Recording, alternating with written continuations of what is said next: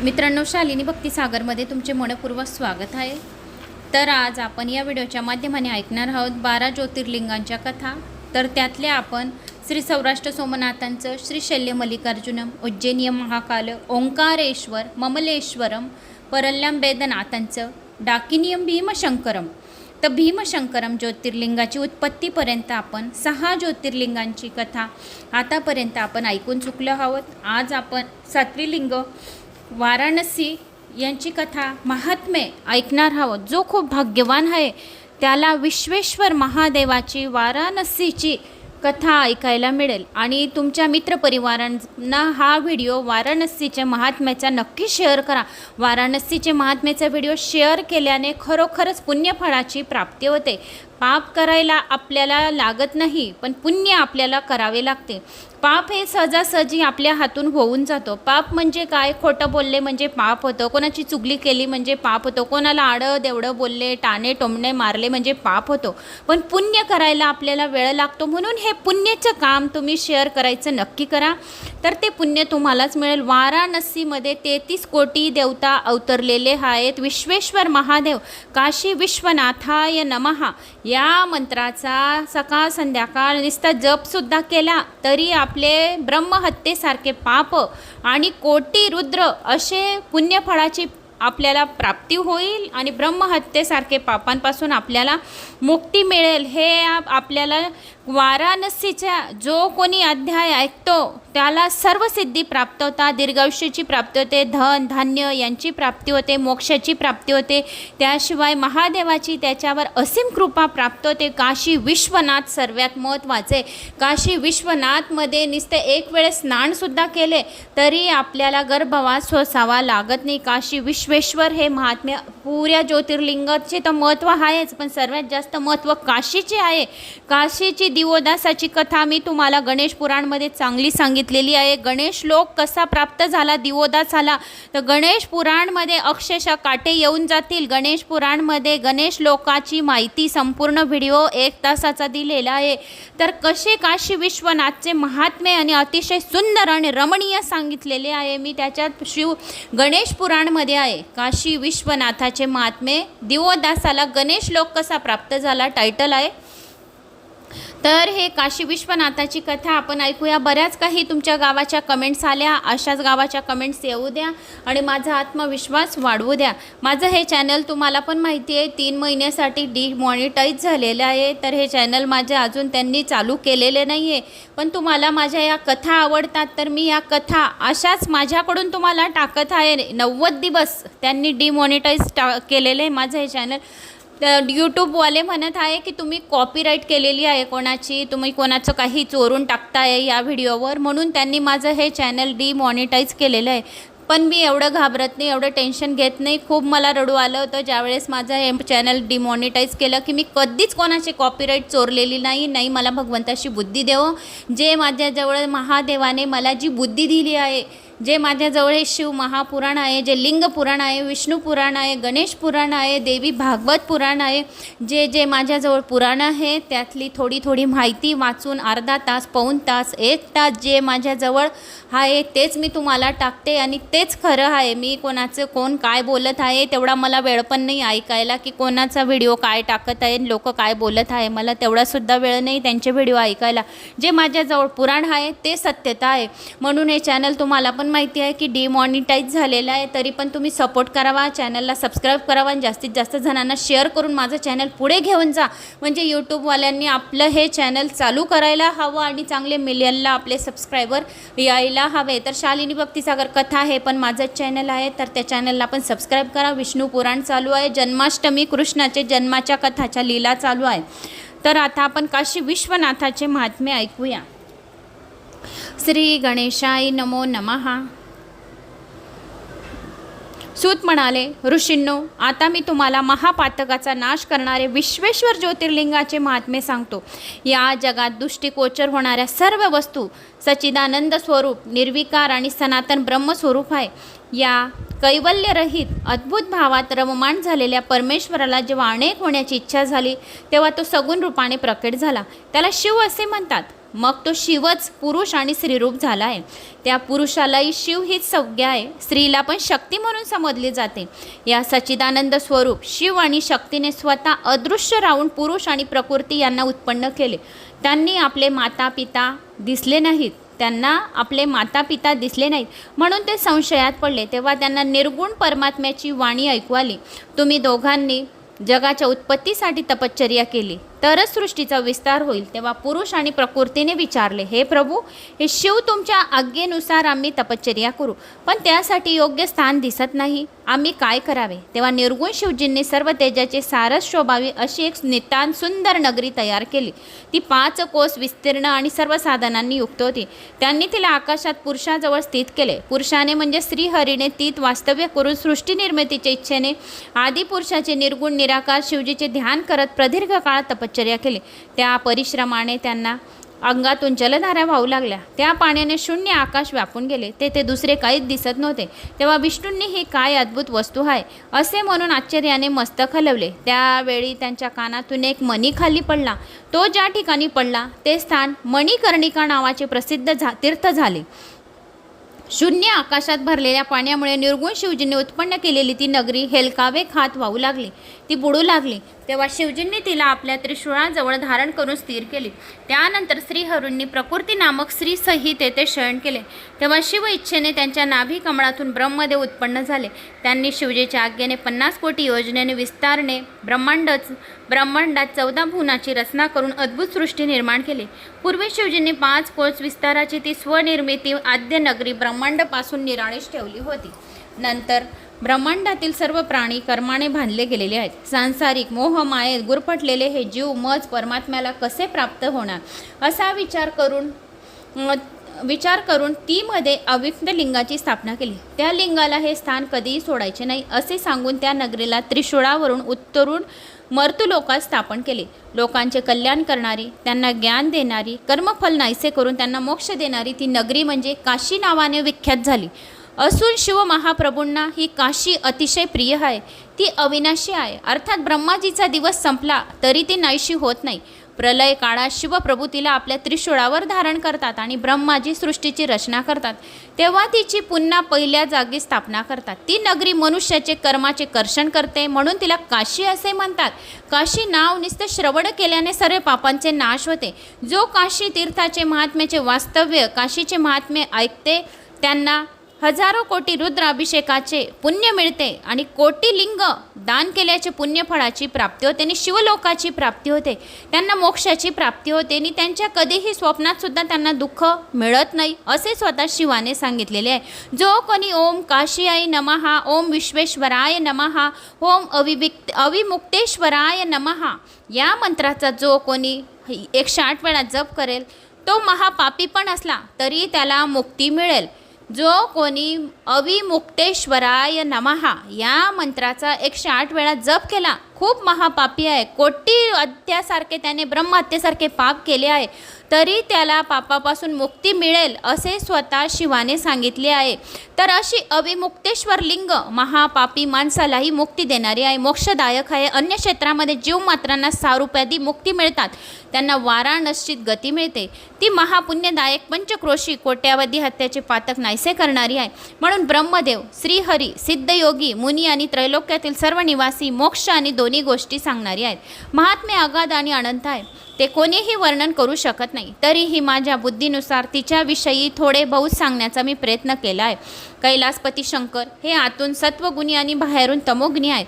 ते कालग्नी रुद्र म्हणून विख्यात आहेत. निर्गुण असूनही कार्यनिर्मिती प्रकट झालेले शिवजींचे सगुण आकार रूप आहेत. असो, एकदा कालाग्नी रुद्रदेवाने निर्गुण शिवजींना वारंवार नमस्कार केला व म्हणाले, महादेवजी, मी तुमचाच आहे. माझ्यावर कृपा करा. माझी एक विनंती मान्य करा. तुम्ही भक्तवत्सला, दयेचे आणि करुणाचे भांडार आहेत. तर तुम्ही तेथे उमेसह निवास करून भांडार आहेत, मुक्ती देणारे आहेत, सर्वांची अभिष्ट कामना पूर्ण करणारे आहेत. तुम्ही काशी नगराला आपली राजधानी करा. तेथे उमेसह निवास करून भक्ताचे कार्य करा, लोकांचा उद्धार करा. त्यानंतर अविमुक्ताने ही शाश्वपूर्ण डोळ्यांनी निर्गुण शिवजींना तेथे निवास करण्याची विनंती केली. तो म्हणाला, देवादिदेव, तुम्ही कालरूपी रोगावरील दिव्य औषध आहात. त्रैलोक्याचे अधिपती आहात. ब्रह्मा विष्णू देव तुमची सेवा आराधना करतात.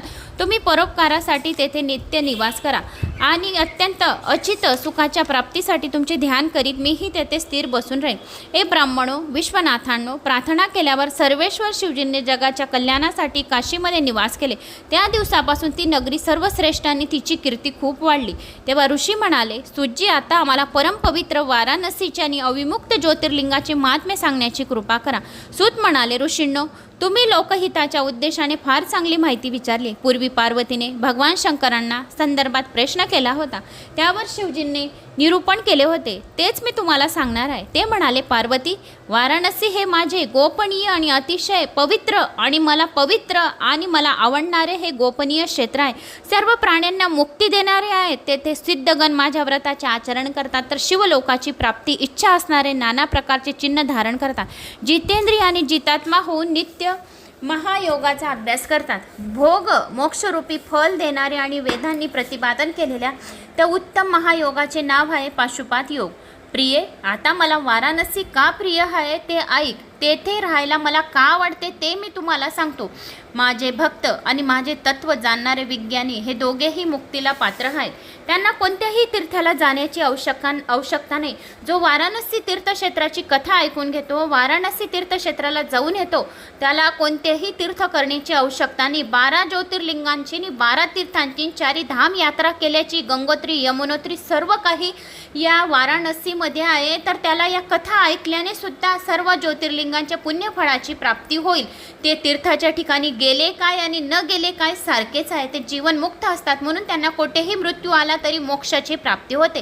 जो व्यक्ती वाराणसीत गेले आणि त्याला मृत्यू आला तर त्याला मोक्षच मिळेल, हे मी अगदी ठामपणे सांगत आहे. हे परमशक्ती, हे ओमे, आता या सर्वोत्तम अविमुक्त क्षेत्राचे काय वैशिष्ट्य आहे ते ऐक. त्या नगरीत कोणत्याही वर्णश्रम धर्माचा कोणत्याही वयाच्या व्यक्तीस मृत्यू आल्यास त्याला मोक्ष मिळतो. पवित्र किंवा अपवित्र, कुमारिका, विवाहिता, विधवा, वंध्या, गोरोधर, रजस्वला, पतिव्रता, व्याभिचारिणी, डाकिनी, पिशाचिनी, कोणत्याही स्त्रीला तेथे मृत्यू आल्यास ती ही मोक्षाची भागीदारीण होते, यात संशय नाही. फार काय सांगावे. स्वदेज, अंडज, उद्दबीज किंवा जारज, चतुर्विधी जीवकोटीमधील कोणत्याही प्राण्याला वाराणसीमध्ये मृत्यू आल्यास मोक्षच मिळतो. येथे मरणारा ज्ञानी होतो की अज्ञानी भक्त होता तर अभक्त सत्कर्मी होतो. दुष्कर्मी संस्कृत होता की निरक्षर होतो. उच्च होता की नीच होता. देवधर्म, नामस्मरण, भजन, पूजन करत होता की नाही हे काही पाहिले जात नाही. त्याला वाराणसीमध्ये जर मृत्यू आला तर तो सर्व पापांपासून मुक्त मिळतो. त्याने नामस्मरण केले आहे, अंघोळ जिंदगीभर केली नाही केली, शिवाचे ध्यान केले नाही केले, शिवमंदिरात गेला नाही जिंदगीभर, पण मेलेल्याच्या वेळेस तो येऊन त्याने वाराणसीमध्ये दर्शन करून त्याला मृत्यू आला तर सर्व पापांपासून त्याला मुक्ती मिळते आणि मोक्षाची प्राप्ती होते. जो या पुण्य पावन क्षेत्रात मरण पावतो तो कसाही असला तरी त्याला मोक्षाची प्राप्ती मिळते आणि माझ्या चरणांजवळ त्याला जागा मिळते. हे प्रिये, अशा प्रकारे माझे वास्तव्य असलेली काशी नगरी दिव्य आणि अति गोपनीय आहे. ब्रह्मादिक देवही तिचे महात्म्य जाणू शकत नाही. नैमिषारण्यदी सर्व तीर्थांमध्ये ही नगरी श्रेष्ठ आहे, म्हणून हिला अविमुक्ती श्रेष्ठ क्षेत्र असे म्हणतात. या पवित्र क्षेत्राचे काय वर्णन करू. जो कोणी खूप भाग्यवान आहे या पवित्र क्षेत्राचे वर्णन ऐकेल. सत्य हे धर्माचे सार आहे, समता हे मोक्षाचे सार आहे, त्याप्रमाणे अविमुक्ती क्षेत्र हे सर्व तीर्थाचे सार आहे असे विद्वानांचे म्हणणे आहे. या क्षेत्रात मनुष्य स्वच्छतेने काही कर्माचरण करत असला, त्याला मृत्यू आला तर तो कधीही जन्मरूपी मरण चक्रात सापडत नाही, त्याला मोक्षाची प्राप्ती होते. म्हणून मुनिजन प्रत्येक पूर्वी काशी नगरीचे सेवन करतात, अव्यक्त लिंगरूप सदाशिवाचे ध्यान करतात. जो कोणी ही कथा ऐकून घेईल त्याला मोक्षाची प्राप्ती मिळेल. उमे, जो मनुष्य ज्या अपेक्षाने येथे तपश्चर्या करायला येतो, ज्या अपेक्षाने तो इच्छा घेऊन येतो त्याला इच्छा त्याची पूर्णच होते. त्याची ती इच्छा निश्चित पूर्ण होते. त्याला पाहिजे असेल ते स्थान सायुज्य मुक्ती हवी असेल तर तोही देतो. देह त्याग करणाऱ्याला कसलेही कर्मबंधन राहत नाही. ब्रह्मा, विष्णू, सूर्यादिदेव, ऋषी, मुनी, महात्मे हे सर्व येथे राहून माझी उपासना करतात. येथे मृत्यू येणाऱ्या विषयासक्त आणि धर्मपराग्यमुख प्राण्यांना गर्भवास सोसावा लागत नाही. मग अभिमानरहित, ईर्ष्यारहित, धैर्यवान आणि पुण्यमान लोकांविषयी काय बोलावे, ते माझ्यातच विलीन होतात. योग्यांनो, हजारो जन्मांनी मोक्षप्राप्ती होते, पण येथे प्राणत्याग केल्यास एकाच जन्मात मोक्ष मिळतो. पार्वती या क्षेत्रात भक्तांनी अनेक लिंग स्थापन केली आहे. ती सर्व कामना पूर्ण करणारी आणि मोक्षप्रद आहे. चारी दिशांना 5-5 कोस विस्तार केलेले क्षेत्र सर्व बाजूंनी मोक्षदायक आहे. एखादा प्राणी मृत्यूसमयी येथे आला तर त्याचे परम भाग्य समजावे. येथे मृत्यू येणाऱ्या निष्पाप मनुष्याला तत्काळ मोक्ष मिळतो, पण पापी मनुष्याला त्याच्या पापांच्या प्रायश्चित्ताकरता यातना भोगल्यावरच मोक्ष मिळतो. जो मनुष्य या पवित्र क्षेत्री आणि पवित्र कथा जाणीवपूर्वक ऐकतो, सांगतो, कोणाला शेअर करतो, तो पापाचरण करतो, त्याला 10,000 वर्ष भैरवी यातना भोगल्यावरच मोक्ष मिळते. असे आहे अविमुक्त क्षेत्राचे महात्मे. म्हणून मनुष्याने स्वतःचे परम कल्याण साधण्यासाठी ही कथा नक्की ऐकावी आणि विचारपूर्वक या कथेचे सेवन केले पाहिजे. हे सुंदरी, मनुष्य जी काही बरी वाईट कर्म करतो त्याचे शुभाशुभ फल कोटी कल्पातन नाहीशी होत नाही. जो कोणीही काशी विश्वनाथाची कथा ऐकतो त्याला अक्षय पुण्याची प्राप्ती होते. त्याचं हे पुण्य कधीही क्षय होणार नाही. अक्षय पुण्याचीच प्राप्ती होते. हे पुण्य त्याचं जमा राहील. एक काशीचे महात्म्याची कथा जो श्रवण करतो, पठण करतो, कोणाला सांगतो, त्याचे पुण्य अक्षय राहील असे मी तुला ठामपणे सांगतो.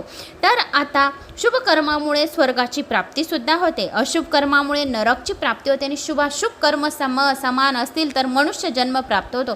त्यातही पुण्य व पाप यांच्यात प्रमाणानुसार चांगल्या आणि वाईट स्थानाची जन्म मिळतो.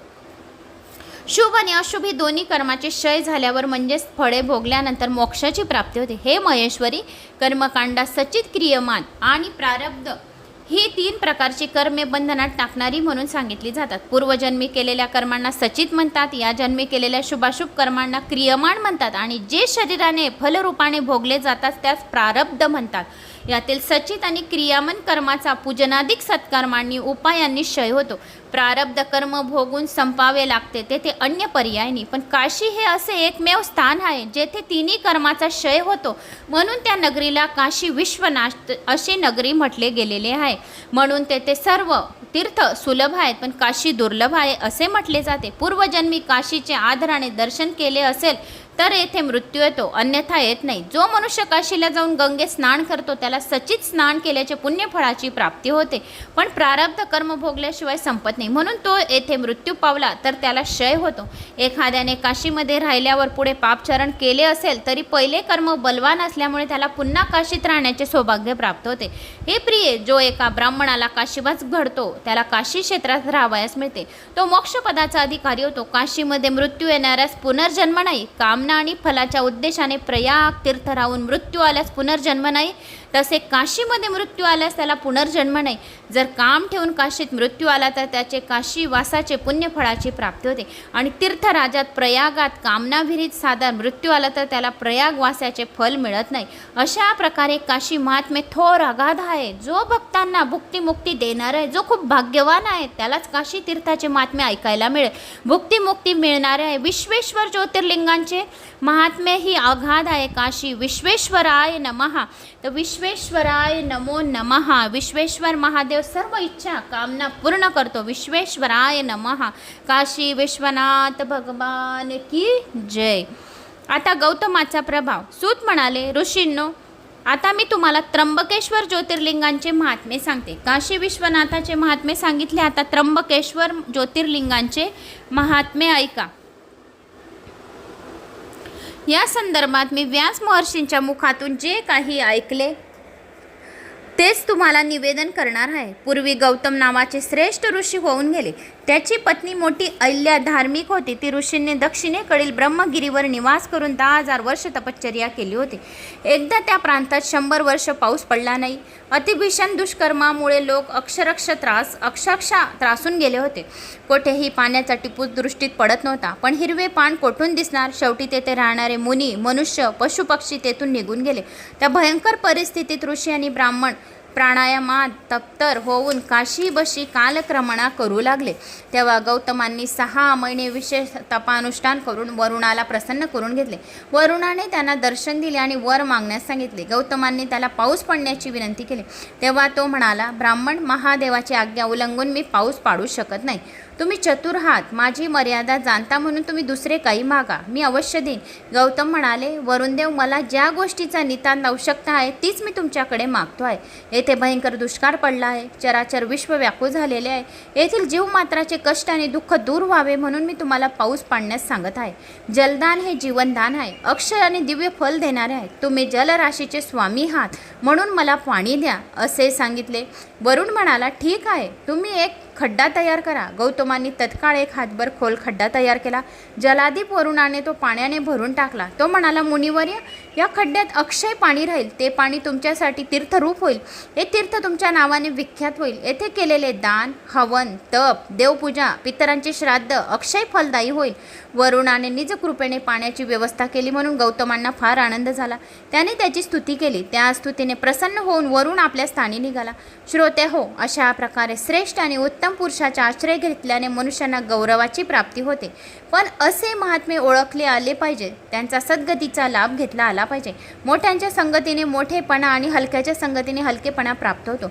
उत्तम पुरुषांना दुसऱ्याचे दुःख सहन होत नाही, स्वतः कष्ट सोसतात, दुसऱ्यांच्या दुःखाचे निवारण करण्याचा कशेने प्रयत्न करतात. वृक्ष, चंदन, ऊस हे जसे दुसऱ्यांना उपयोगी पडण्यासाठी उत्पन्न झाले आहेत, तसे महात्मे पुरुषही दुसऱ्यांना उपयोगी पडणे हेच आपले जीवन कर्तव्य मानतात आणि परोपकार करत राहतात. दयाळू, निर्भीमानी, उपकारी आणि जितेंद्रिय पुरुष हे पुण्यस्तंभ आहे. या 4 खांबांच्या आधारावर पृथ्वी टिकून आहे, स्थिर आहे. असो, जीवनाला आवश्यक असलेले पाणी उपलब्ध झाल्यानंतर गौतम ऋषी आपली नित्यनैमित कर्मे विधीपूर्वक करू लागले. त्यांनी परिश्रमपूर्वक जव पेरले, इतर धान्यांची बियाणे पेरली, फळझाडे, फलफुळे लावली, सर्वत्र जलसिंचन केले. त्यामुळे तेथील वन परिसर हिरवागार व टवटवीत दिसू लागला. हे वर्तमान कळताच तेथून स्थलांतर केले. शुभकर्म परायण ऋषी आपली बायका, मुले हे शिष्यांसह तेथे परत आले. पशु पक्षी सुखाने विहार करू लागले. अक्षय जलस्रोत उपलब्ध झाल्याने त्या भूभागाचा काय पलाट झाला. अशा प्रकारे गौतमांच्या प्रभावाने ते वन आनंदाने भरले. सूत म्हणाले, ऋषी जनान हो, एकदा गौतमांनी आपल्या शिष्यांना पाणी आणण्यासाठी पाठवले. ते कमंडल घेऊन खड्ड्यापाशी गेले. तेथे अनेक ऋषी स्त्रिया पाणी नेण्यासाठी आल्या होत्या. त्यांनी गौतमांच्या शिष्यांना हटकवले आणि त्या म्हणाल्या, दूर व्हा, आधी आम्हाला पाणी भरू द्या, मग तुम्ही घ्या. त्यामुळे शिष्यांचा नाईलाज झाला. ते पाणी न घेताच आश्रमात परतले. त्यांनी गौतम पत्नी अहिल्याचा सर्व वृत्तांत सांगितला. तिने त्यांना धीर दिला व स्वतःचं पाणी आणण्यासाठी गेली. ते पाणी गौतमांना दिले. त्यानंतर ती रोजच पाणी आणू लागली. कमंडलभर पाण्यासाठी ती रांग लावत असे. त्यामुळे ऋषी स्त्रियांना राग आला. त्यांनी अहिल्याशी भांडण केले, तिची निंदा केली आणि आश्रमात गेल्या. आपल्या पतींना सर्व हकीकत उलटीच सांगितली. त्यामुळे ते भडकले. त्यांनी गौतमांसह देण्याचा निश्चय केला आणि आपला हेतू सिद्ध व्हावा म्हणून त्यांनी गणेशाची आराधना केली. तेव्हा भक्ताधीन राहण्यासाठी गणपतींना त्यांना दर्शन दिले व म्हणाले, ऋषींनो, मी तुमच्यावर प्रसन्न झालो आहे. तुमचे कोणते कार्य करू ते सांगा. ऋषी म्हणाले, देवा, तू आमचे कार्य करण्यात उत्सुक असशील तर असा काहीतरी उपाय कर की ज्या योगे येथील सर्व ऋषी गौतमाच्या विरोधात जातील आणि त्यांची निर्भत्सना करून त्यांना येथून हाकलून देतील. त्यांचे बोलणे ऐकून गणपतीला मोठे आश्चर्य वाटले. तो त्यांना समजवण्याचा प्रयत्न करू लागला. म्हणाला, ऋषींनो, तुम्ही जे काही करत आहात ते योग्य नाही. एखाद्याचा काही अपराध नसताना त्याच्यावर राग काढणे हानिकारक असते. गौतमांनी तुमच्यावर उपकार केलेला आहे, तरीही त्यांना दुःख द्यायला तुम्ही कसे उद्युत झाला. हा कृतज्ञपणा आहे. असे करणे म्हणजे स्वतःचा नाश ओढवून घेणे, असे माझे स्पष्ट मत आहे. म्हणून गौतमांना त्रास देण्याचा विचार सोडून द्या. तुम्ही माझी आराधना केली आहे, त्या शुभ कर्माचे उत्तम फल प्राप्त करून घ्या. स्वतःचे हित करून घेऊ नका. अज्ञातात गुरुफटलेल्या ऋषींचे मन वळेना. ते म्हणाले, गजानना, गौतम ऋषीवर आमचा राग आहे. त्यांना धडा शिकवल्याशिवाय आम्हाला शांतता लाभणार नाही. म्हणून आम्ही जे सांगतो तेच कर, आम्हाला दुसरे काही नको. त्यांचा हट्ट पाहून गणपतीने दीर्घ निश्वास टाकला व म्हणाला, शेवटी ब्रह्माजीने जे सांगितले तेच खरे आहे. दुर्जन कधीही सज्जनपणे वागत नाही, पण सज्जन कधीही दुष्टपणा करत नाही. पूर्वी भीषण दुष्काळामुळे तुम्हा सर्वांची अन्नान्न दशा झाली होती. उपासमरीने महादुःख होत होते. तेव्हा महर्षी गौतमांनी पाण्याची व्यवस्था करून तुम्हाला सुखी केले. हे विसरलात वाटतं. त्यांना सुख द्यायचे सोडून तुम्ही दुःख द्यायला तयार झालात. हे काही बरोबर नाही. तुम्ही स्त्रीवश होऊन माझ्या बोलण्याकडे दुर्लक्ष करू नका, कारण गौतमाच्या विरोधात तुम्ही जे काही कराल ते त्यांना हितकारक होईल आणि तुम्ही वैरभावाने त्यांना कितीही त्रास दिलात तुमच्या सुखासाठी धडपडत करत राहील यात शंका नाही, म्हणून त्यांच्याशी कपट करू नका. मी पुन्हा पुन्हा सांगतो, अजूनही वेळ गेलेली नाही. नीट विचार करा आणि तुमचा कल्याणार्थ दुसरा वर मागून घ्या. गणपतीने ऋषींना समजावण्याचा खूप प्रयत्न केला, पण ते हट्ट सोडिनात. तेव्हा गणपती उदासीन होऊन ठीक आहे असे म्हणाले. जशी तुमची इच्छा, तुमच्या मनात हेच मी करीन. पुढे जे होणार असेल ते हो. त्यानंतर मी अंतर्धान पावलो. गौतम ऋषी मनात कोणताही कपट भाव न ठेवता आपल्या पत्नीसह नित्यकर्म करत होते आणि त्याच्या आश्रमाजवळ जवाचे शेत होते. एके दिवशी गणपतीने दुर्बळ गायीचे रूप घेतले. ती शेतात शिरून हुबे पिके खाऊ लागली. तेवढ्यात गौतमाचे आगमन झाले. त्यांनी गायीला पाहिले. मग तेथेच पडलेल्या गवताच्या काही काड्या गोळा केल्या. तो जुडगा हातात घेऊन तिला हाकलू लागले. त्या काड्यांचा स्पर्श होताच ती गाय त्याच्यासमोर खाली पडली आणि गतप्राण झाली. आणि गौतमीचा द्वेष करण्यासाठी ऋषींनी हेच हवे होते आणि आपल्या स्त्रियांसह तिथे गोळा झाले आणि छत्री हास्य करून गौतमांनी हे कार्य केले. काय केले? याच्यासारखा तपस्व्यांकडून गोहत्या घडली. कशी गोहत्यासारखे महापातक आहे, पातक नाही असे म्हणत त्यांनी दूषणे देऊ लागली. गौतम विस्मित झाले होते. त्यांनी अहिल्याला बोलावून घेतले आणि व्यथित होऊन म्हणाले, भद्रे, भगवान शंकर माझ्यावर रागावले आहेत म्हणून माझ्याकडून हे दुष्कर्म घडले आहे. हे पातक मला लागले आहे गोहत्येचे. आता मी काय करू? कोठे जाऊ? कोणाला सांगू? गौतमाने शोक करताना पाहून अन्य ऋषीचे चांगलेच फावले. ते त्यांना म्हणाले तसे बोलले. त्यांचे हुगड निर्बत्सना केली, ईर्ष्या केली. त्यांना बोलू लागले. त्यांच्या स्त्रियांनाही अहिल्यावर तोंड सुख घेतले. दुर्वचनांनी तिला अपार दुःख दिले. गौतमाचे दुष्टबुद्धीचे शिष्यही त्याच्या विरोधात गेले.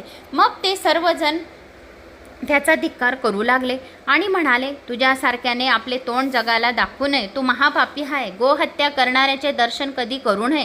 गणके झाले तर सचल स्नान करावे लागते. तू येथे असेपर्यंत आम्ही दिलेली बली देव आणि पित्तर ग्रहण करणार नाही. आता तू समाजात राहण्याच्या योग्यचा राहिला नाही, म्हणून आपले तोंड काळे कर. परिवारासह येथून चालता हो. येथे जराही थांबू नको. त्यानंतर ऋषीजनांनी त्यांच्या स्त्रियांना अत्यंत कठोर वचने बोलून गौतम आणि अहिल्याला दगड मारण्यास सुरुवात केली. तेव्हा मुनींनो शांत व्हा, मी येथून दुसरीकडे जातो असे म्हणून गौतम ऋषी आपल्या पत्नीसह तेथून निघाले. त्यांनी कोसभर अंतरावर नवीन आश्रम बांधला. तेथे राहू लागले. गोहत्येच्या पातकामुळे त्यांना यज्ञ, यज्ञादी कर्म, सर्व अनुष्ठान, देवयज्ञ, पितृयज्ञ, अनेक वैदिक कर्म करण्यास मजाव करण्यात आला होता. अशा प्रकारे पंधरवडा लोटला. हातून काहीच सत्कर्म घडत नाही म्हणून गौतम ऋषी दुःखाने व्याकुळ झाले. त्यांनी ऋषींची भेट घेतली आणि आपल्या शुद्धीसाठी त्यांना प्रार्थना केली. माझ्यावर कृपा करा, माझे पाप नाहीसे करा, काहीतरी उपाय सांगा. तुम्ही सांगाल ते मी प्रायश्चित करायला तयार आहे असे गौतम ऋषींनी म्हणाले. त्यावर सर्व ऋषींनी आपसात विचार विनिमय केला, पण ते काहीच बोलले नाही. तेव्हा गौतमांनी दूर उभे राहून त्यांना नमस्कार केले. आपल्याला सिद्ध करून घ्यावे म्हणून काकुळतीने वारंवार प्रार्थना केली. तेव्हा ऋषी म्हणाले, गौतमा, प्रायश्चित म्हणून लोकांना आपले पाप सांगत तू 3 वेळा पृथ्वी प्रदक्षिणा कर. नंतर येथे येऊन महिनाभर व्रत कर. ब्रह्मगिरीला 101 प्रदक्षिणा घाल, म्हणजे तुझी शुद्धी होईल. किंवा आपल्या तपोबलाने गंगेला येथे आणून तिच्या पवित्र जलाने स्नान घाल. 1 कोटी पार्थिव शिवलिंग तयार कर. जो कोणी पार्थिव शिवलिंगाची पूजा अर्चना करतो त्याच्या त्वरित इच्छा पूर्ण करतो. कलयुगामध्ये पार्थिव शिवलिंग अति महत्त्वाचे पूजन आहे. ब्रह्मगिरीला 101 प्रदक्षिणा घाल. त्यानंतर पुन्हा गंगा स्नान घाल. 100 घटातून पार्थिव शिवलिंगाला स्नान घाल. त्यायोगे तुझ्या पापाची निष्कृती होऊन तू शुद्ध होशील. गौतमांनी त्यांचे म्हणणे मान्य केले. ते म्हणाले, मुनिवरांनो, तुमची आज्ञा मला मान्य आहे. मी ब्रह्मगिरीस प्रदक्षिणा घालून पार्थिव शिवलिंगाची पूजा करतो. त्यानंतर स्वतःची शुद्धीसाठी ब्रह्मगिरीस प्रदक्षिणा घातल्या. 1 कोटी पार्थिव शिवलिंग करून त्यांचे पूजन केले. अहिल्याने पूजनाधिक सर्व कर्मांमध्ये मनपूर्वक मदत केली. त्या समय शिष्य आणि शिष्यांचे शिष्य दोघेही सेवा करत होते. तेव्हा सूत म्हणाले, ऋषीजनांनो, गोहत्याच्या पातकापासून मुक्त होण्यासाठी गौतम ऋषींनी सपत्नीसह कोटी लिंगार्चन केले. आराधनाने भगवान शंकर अतिशय प्रसन्न झाले. ते प्रथम गणासह त्यांच्या सम्मुख प्रकट झाले व म्हणाले, हे महामुने, तुमच्या भक्तीने मी अतिशय प्रसन्न झालो आहे, तर अनिष्ट इष्ट तरी वरदान मागून घे. त्या भगवान शंकराचे सुंदर स्वरूप पाहून गौतमांना अतिशय आनंद झाला. त्यांनी शिवजींना भक्तिभावाने नमस्कार केला आणि प्रसन्न चित्ताने त्यांची स्तुती केली व म्हणाले, हे प्रभू, माझ्याकडून गोहत्या झालेली आहे. हे पातक नाहीसे करा. शिवजी म्हणाले, मुनिवर्य, तुम्ही धन्य आहात, कृतकृत्य आहात, स्वर्ताने निष्पाप आहात. माझ्या भक्तीत तत्पर असलेल्या तुमच्या दर्शनाने लोकांचे पाप नाहीसे होते. मग तुमच्याकडून पापाचरण कसे घडणार? तुमच्याकडून ऋषींकडून गोहत्या घडलीच नाही. दुष्ट ऋषींनी तो प्रकार कपटाने घडवून आणला होता. त्या दुरात्म्याने तुमच्यावर अत्याचार केला आहे, त्यामुळे ते पापी आणि दुराचारी झाले आहेत. त्यांच्या दर्शनाने दुसऱ्यांना पाप लागेल आणि तुमच्याशी जे कृतज्ञपणा केला आहे, ज्यांनी त्याला दुष्कर्माला प्रायश्चित नाही, कधीही त्यांचा उद्धार होणार नाही. शिवजीचे बोलणे ऐकून गौतमांना मोठे आश्चर्य वाटले. त्यांनी भक्तिपूर्वक नमस्कार केला, हात जोडून म्हणाले, महादेवजी, त्या ऋषींनी माझ्यावर उपकार केला आहे, कारण त्यांनी कपट केले नसते तर मला आज तुमचे दर्शन झाले नसते. त्यांनी माझ्यासाठी हे कल्याणच कार्य केले. त्यांनी माझ्यावर गोहत्यासारखे पातक लावले आणि मी एवढे कोटी लिंग पार्थिव शिवलिंग निर्माण केले आणि मला तुमचे दर्शन झाले, म्हणून मला खूप आनंद होत आहे. त्यांच्या दुराचारामुळे मला आज तुमचे दर्शन झाले नसते. त्यांनी माझ्यासाठी कल्याणकारीच कार्य केले आणि त्यांच्या दुराचारामुळे माझा फायदा झाला. गौतमाचे बोलणे ऐकून शिवजींना परम संतोष झाला. त्यांनी त्यांच्या कृपादृष्टीने पाहिले व म्हणाले, मुने, तुम्ही खरोखर धन्य आहात. सर्व ब्राह्मणांमध्ये ऋषींमध्ये श्रेष्ठ आहात. मी तुमच्यावर प्रसन्न आहे. तुम्ही माझ्यावर कडून उत्तम वर मागून घ्या. तेव्हा गौतम म्हणाले, भगवान, माझ्या बाबतीत जे घडले ते घडले, यात मला काही दोष नव्हता. जरी खरे असले तरी मी गोहत्यारा अशी माझी दुष्कृती झालेली आहे. तो कलंक नाहीसा करण्यासाठी पंचांनी दिलेला निर्णय मला मानला झाला पाहिजे.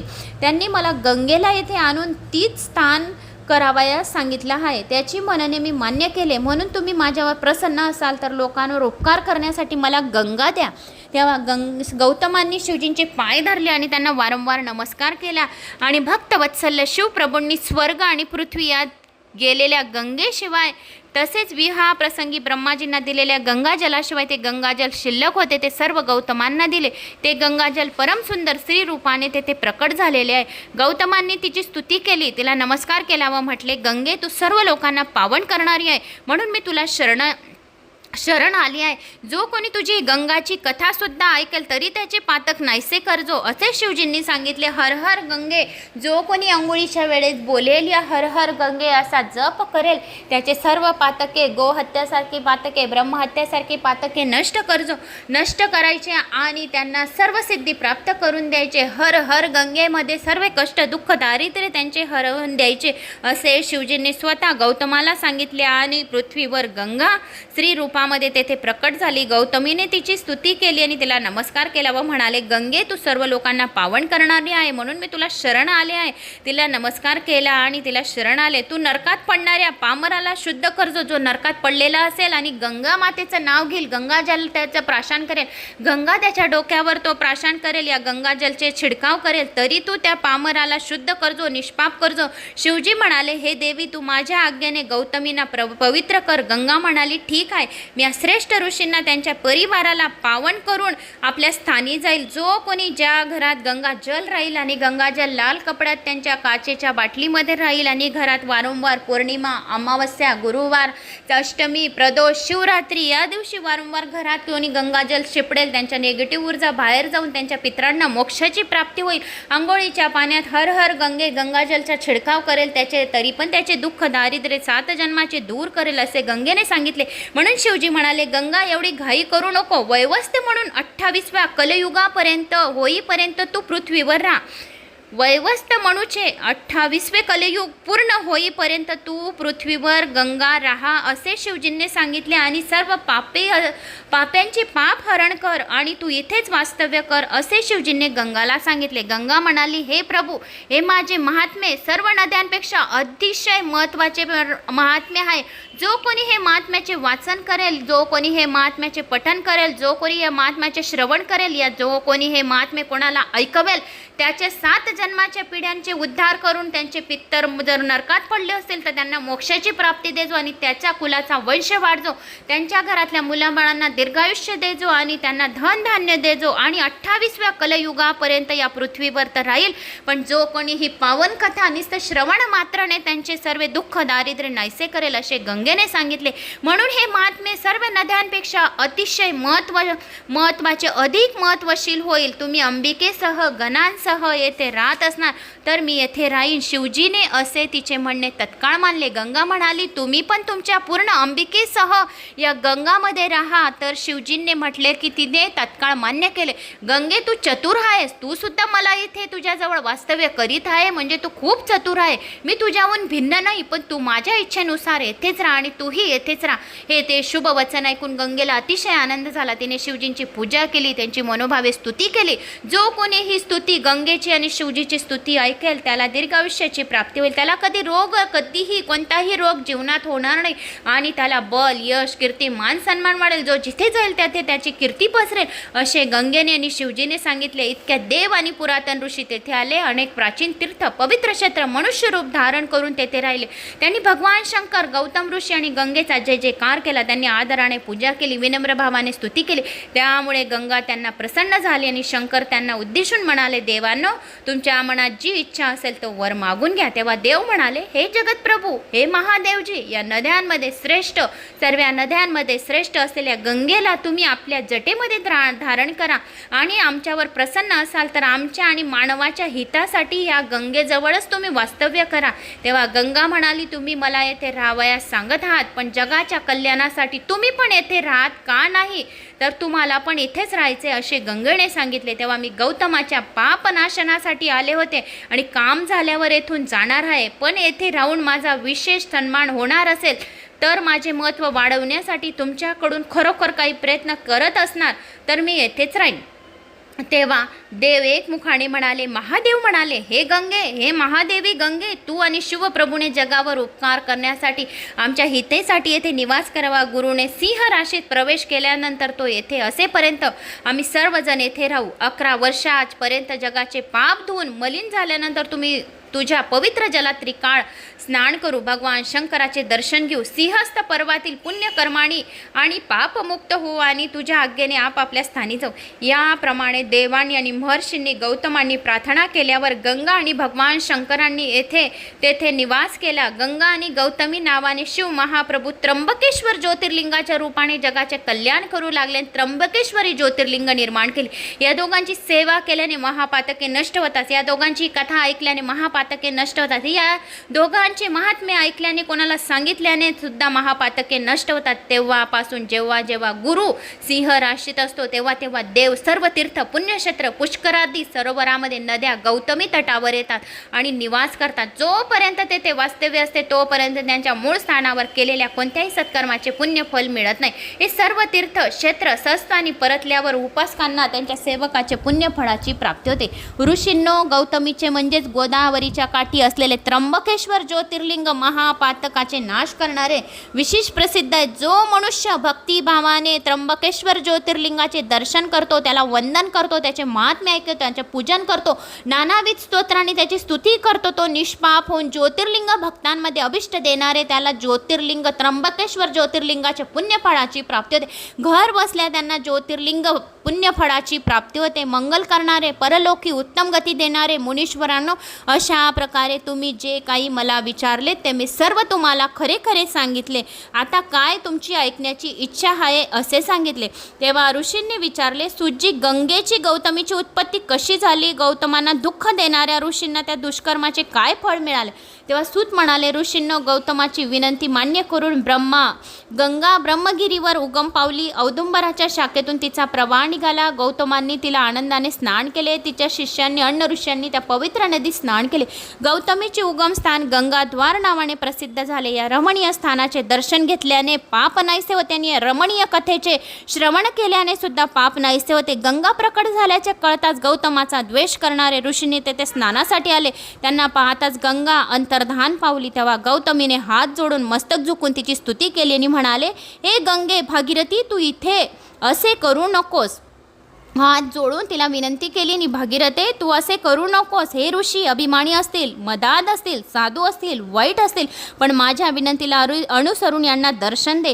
तेव्हा आकाशातून गंगेची आकाशवाणी ऐकू आली, हे ऋषी दुष्ट, कपटी, कृतज्ञ, धूर्त आणि पाखंडी आहे. यांनी तुम्हाला जाणीवपूर्वक त्रास दिला आहे. यांना क्षमा नाही, यांना दर्शन नाही. यांना गौतम म्हणाले, हे मातेश्वरी, हे भगवान शंकरांनी तुला जे काही सांगितले त्या वचनाचे तुला पालन करायचे करायचे, 28व्या कलयुगापर्यंत तुला पृथ्वीवर राहायचे आहे आणि 28व्या कलयुगापर्यंत तुला पृथ्वीवर राहून सर्व मनुष्याचे महापातके नाहीसे करायचे तुला शिवजींनी वचन दिले आहे, म्हणून तुला यांना दर्शन द्यावे लागेल. जो अपकार करतावर उपकार करतो असे काही सांगितले आहे, तर त्याच्यामुळे सुद्धा पवित्र होतो. जो उपकार करतावर उपकार करतो त्याच्यामुळे मी पवित्र होतो. हे भगवत वचन तू विसरलीस काय? त्यावर नभोमंडलातून पुन्हा गंगेची आकाशवाणी ऐकू आली. हे मुनी, तुम्ही म्हणता ते खरे आहे, पण आपले पाप नाहीसे करण्यासाठी या ऋषींनी प्रायश्चित घेतले पाहिजे. यांनी तुमच्या आज्ञेने तुमच्या अधीन राहून ब्रह्मगिरीला 101 प्रदक्षिणा घातल्या पाहिजे. माझ्या दर्शनाचा अधिकार प्राप्त होईल. मी अगदी सत्य सांगत आहे. गंगेची वाणी ऐकून सर्व ऋषींना कृतकर्माचा पश्चाताप वाटू लागला. त्यांनी दीन होऊन गौतमाचे पाय धरले. आमच्या अपराधाची क्षमा करा असे म्हणून क्षमा याचना केली. गंगेच्या आज्ञेनुसार गौतमीच्या अधीन राहून ब्रह्मगिरीला 101 प्रदक्षिणा घातल्या. त्यावरमुळे गंगा त्यांच्यावर प्रसन्न झाली आणि पुन्हा प्रकट झाली. ते स्थान कुशावर्त तीर्थ म्हणून प्रख्यात झाले. जो मनुष्य या ठिकाणी स्नान करतो, ही कथा ऐकतो, तो निष्पाप होतो. त्याला दुर्लभ विज्ञान प्राप्त होते. त्याला मोक्षाची अधिकारी होतो. त्यानंतर गौतमाशी कृतज्ञपणा करणारे ऋषी त्यांच्याशी चांगुलपणाने वागू लागले. ऋषींनी विचारले, सुजी, गौतमींनी त्या ऋषींना शाप दिला होता असे आम्ही ऐकले होते, ते खरे आहे का? तेव्हा सूत म्हणाले, तुम्ही म्हणता हे कल्पेभेदाने बरोबर आहे. ती कथाही तुम्हाला सांगते. सर्व ऋषींना दुष्काळाने पिडलेले पाहून गौतमाचे हृदय द्रवले. त्यांनी वरुणांच्या आदेशाने मोठे तप केले. त्यांच्या कृपेने त्यांना अक्षय जल मिळाले. त्यानंतर धान्याची पेरणी केली. मोठे पीक घेऊन ऋषींना पोटभर अन्न मिळेल अशी व्यवस्था केली. एकदा ऋषींच्या स्त्रिया अक्षय जलापाशी पाणी आणण्यासाठी गेल्या होत्या. तेथे त्यांचा अपमान झाला होता. त्या दुष्ट स्त्रियांनी आपापल्या पतीच्या मनात गौतमाबद्दल कल्मेश उत्पन्न केले. त्यामुळे संतप्त झालेले ऋषींनी मंत्रप्रमाणे कृत्रिम गाय बनवून गौतमाच्या शेतात सोडली. ती धान्य खाण्यास प्रवृत्त झाली आहे असे पाहून गौतमांनी तिला हाकलण्यासाठी गवताच्या काडीने हळूहळू मारले, पण काडीचा स्पर्श होताच ती गाय मरून पडली होती. त्या विपरीत बुद्धी असल्याने त्या दुष्ट ऋषींनी इतर ऋषींनी गोळा करून गौतमांनी गोहत्या केली असा बोमाटा केला होता. गौतम ऋषी परमशिवभक्त आणि महाज्ञानी होते. त्यांनी ऋषींचे कपट कळले नाही.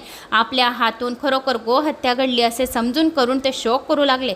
अहिल्या व त्यांच्या शिष्यांनी मोठे आश्चर्य वाटले. गौतमांनी शांत चित्ताने नीट विचार केला. तेव्हा ती गाय कृत्रिम आहे हे त्यांच्या लक्षात आले. त्यांना फार राग आला. त्यांनी त्या ऋषींना शाप दिला, म्हणून तुम्ही सर्व दुष्ट आहात. तुम्ही माझ्यासारख्या शिवभक्ताला कपटाने जे दुःख दिले आहे त्या प्रबोधाबद्दल तुम्हाला आजपासून वैदिक कर्मचरणामुळे आणि मोक्षदायक शिवभक्तीमुळे रुची राहणार नाही. तुम्ही खोट्या गोष्टींवर श्रद्धा ठेवाल, वेदाक्त धर्माला विन्मुख व्हाल, तुमची मस्तके मातीने लिप्त होतील आणि तुम्ही नरकात पडाल असे सांगितले आणि याच्याविषयी आदर राहणार नाही. माझा शाप तुम्हाला संतती नाही भोगावा लागेल. त्यांना अधोगती प्राप्त होईल. तुम्ही चांडाळ, दुःख, दारिद्र्याने पिडलेले, मूर्ख, निंदा करणारे, विद्याहीन, भक्तिहीन, अधर्मी आणि तप्त मुद्रेने चिन्हांकित व्हाल असे गौतमीने त्यांना श्राप दिला. त्यानंतर महामुनी गौतम शांत चित्ताने आपल्या आश्रमात परतले. शुद्ध होऊन शिव आराधनेत रममाण झाले. त्यांच्या शापाच्या प्रभावाने सर्व ऋषी शिवभक्तापासून वंचित झाले. त्यांनी निराशाने कांचीपुरीत निवास केला आणि पुत्रही शिवधर्माला शिवकृपेला पारखे झाले. पुढे कलयुगात त्यांची पौत्रादी संतती दुष्ट होणार आहे असे सांगितले. ऋषींनो, अशा प्रकारे मी तुम्हाला गौतमी गंगेची उत्पत्ती, तिचे महात्म्य वर्णन करून सांगितले. त्र्यंबकेश्वर ज्योतिर्लिंगाचे महात्म्य सांगितले. महात्म्य ऐकले असता मनुष्याच्या सर्व प्रकारच्या पापापासून मुक्ती मिळते. असे हे त्र्यंबकेश्वर आणि काशी विश्वेश्वर महात्म्य मी तुम्हाला दोन ज्योतिर्लिंगांचे महात्म्य सांगितले आहे. पुढच्या व्हिडिओमध्ये बैद्यनाथ महात्म्य ऐकणार आहोत आपण. तर बैद्यनाथ दारुकावनातील, तर बैद्यनाथ बी हे खूप छान आहे. आणि मग दारुकावना, नागेश्वराची उत्पत्ती, रामेश्वराची उत्पत्ती कशी झाली, घुष्मेश्वर उत्पत्ती कशी झाली, अशा या आपण कथा आपल्या अजून बाकी आहे. तर सर्वांनी या चॅनलला कथा ऐकण्यासाठी सबस्क्राईब, लाईक, शेअर, कमेंट्स नक्की करा. तुमचा एक कमेंट्स मला दुसरा व्हिडिओ बनवायला प्रेरणा मिळते. तर आज आपण या व्हिडिओच्या माध्यमाने खूप छान गंगेची आणि काशी विश्वनाथाची कथा ऐकली आहे मित्रांनो. तर जय श्री महाकाल. कुठून कोणत्या गावाहून आपला व्हिडिओ ऐकत आहोत, आपल्या गावाचं नाव नक्की करा. जय श्री महाकाल.